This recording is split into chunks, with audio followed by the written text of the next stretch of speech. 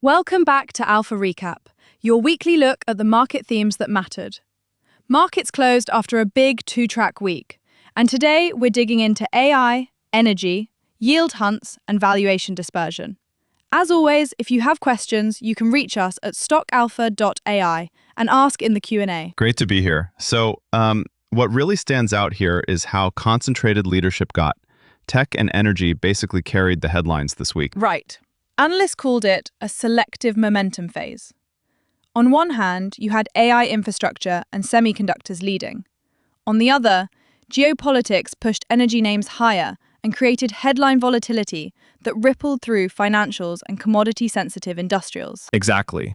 And honestly, I was a bit surprised by how stark the valuation dispersion looked on the research desk.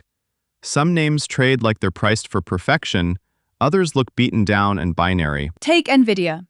Analysts reiterated NVIDIA's leadership in GPUs for AI training and inference, but they also flag the premium valuation. NVIDIA was quoted at about $180, and the research said the multiple already prices sustained high revenue growth. Hold on, say that again. So the story is strong demand, but the valuation assumes it lasts forever? Right. Analysts said you need to monitor product cadence, margin trends, and enterprise buying to validate that multiple.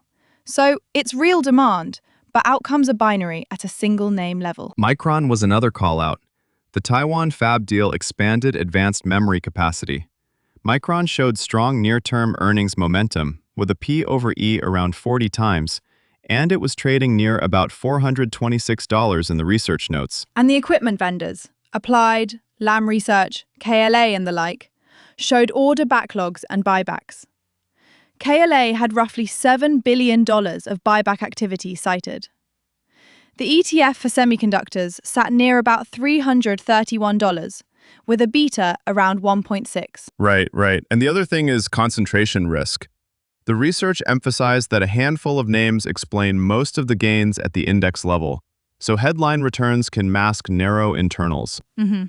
That narrow leadership is part of why analysts are favoring data-driven monitoring and scenario planning over blanket sector calls. Let's pivot to energy and geopolitics. Middle East tensions lifted oil and refining. Energy ETFs and major E&P and refiners rallied, and many energy names re-rated on that oil tailwind. XLE was trading near about $58, which put it close to a 52-week high in the research. Phillips 66 was mentioned around $173, with a P/E about 15 to 16 times. Analysts noted upside for earnings, but also warned about volatility and margin reversals. Not a great day for anyone who hates volatility. Midstream names also got re-rated. Buybacks, dividend raises, the whole package. But some valuations are now stretched versus historical averages. Yes, Targa Resources rallied on buybacks, and Williams beat guidance and raised dividends. But analysts said after that rally, you should watch coverage ratios and take a careful look at valuation relative to cash flow. Quick reaction. Big move. Utilities and grid modernization deserve a separate call-out. Several utilities showed rate case wins and big capex plans tied to clean energy and data center connections. PPL had a rate settlement that improved visibility and was trading near about $38. DTE was flagged for a large clean energy capex program, about $36.5 billion, and a dividend yield of about 6.3%. Analysts liked the growth optionality there, but they also warned about regulatory timing and execution risk. Data center REITs came up as beneficiaries too. Digital Realty raised guidance for 2026 core FFO to roughly $7.90 to $8. But premium multiples mean leasing slowdowns or rate moves could hit valuations quickly. Which is to say, growth optionality exists inside traditionally defensive sectors, but the outcomes are event-dependent.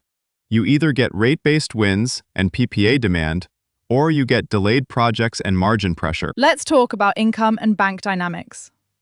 Regional banks were in focus because of attractive yields and merger talk. Huntington had a yield around 6.5%, and KeyCorp showed about 4.33% yield in the coverage. Right. Analysts highlighted M&A synergies and deposit trends, but they also flagged private credit and liquidity worries for the whole group. Large banks like Bank of America were trading near about $47, Morgan Stanley near about $155, and the note said watch private credit exposure as a cross-sector risk. BlackRock also came up in the asset management convo. Expand fee-bearing assets and even Ethereum staking products were flagged as growth levers. Switching gears to healthcare and biotech, the research was crystal clear that this sector is catalyst-driven. Regeneron had positive Dupixent allergy data, Vertex broadened its franchise with Phase 3 readouts, and big names like Lilly and Alnylam were moving on pipeline momentum. Devices and diagnostics had mixed headlines. Voluntary device recalls, continued CGM traction at Dexcom, and balancing product approvals with CapEx cycles at larger device makers.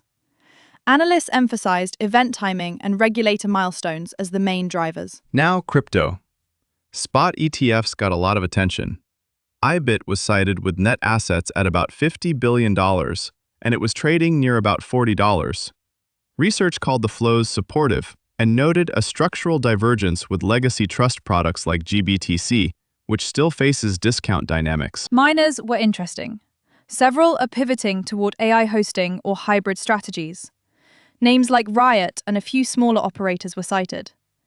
Research said those pivots could unlock valuation if executed well, but CapEx and operational execution remain critical. Short reaction. Yeah, absolutely. Execution matters. Retail and consumer was a mixed bag.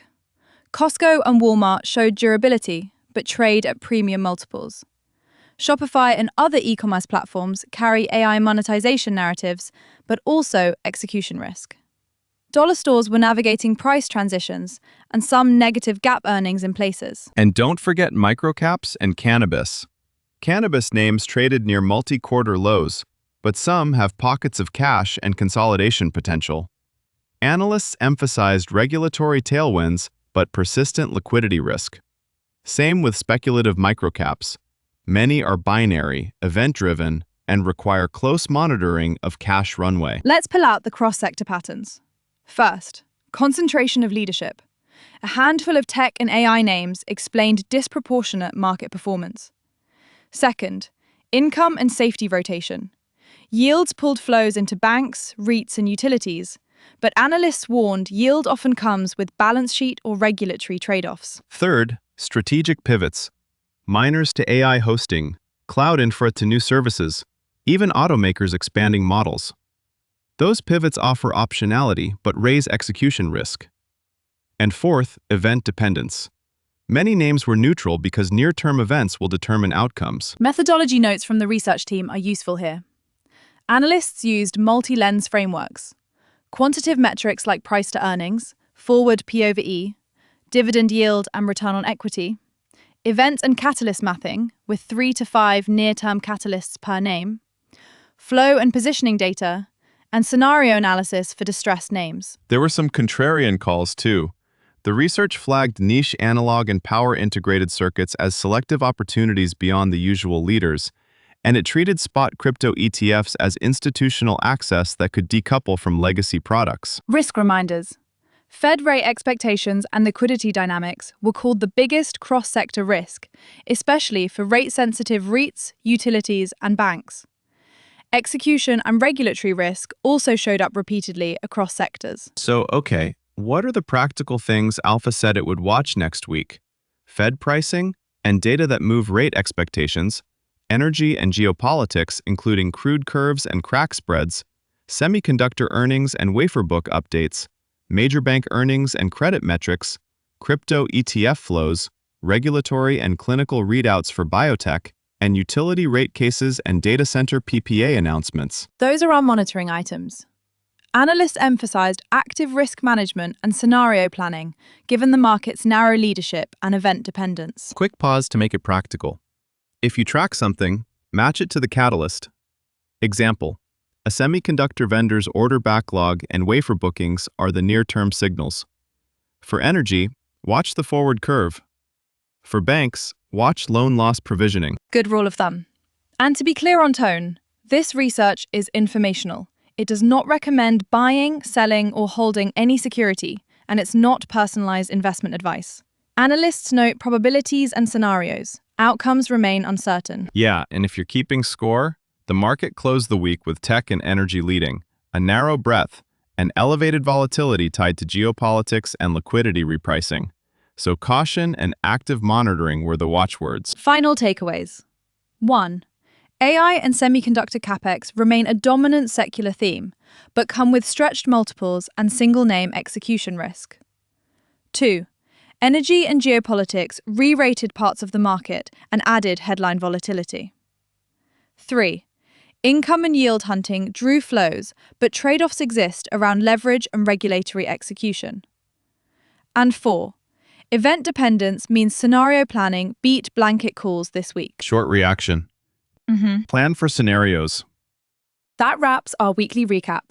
If you want the full Alpha Research write-up, head to stockalpha.ai. And if you have questions about anything we covered today, go to stockalpha.ai, where you can ask us directly in the Q&A and we'll answer live. For more market analysis and insights, visit stockalpha.ai. Thanks for listening. See you next week.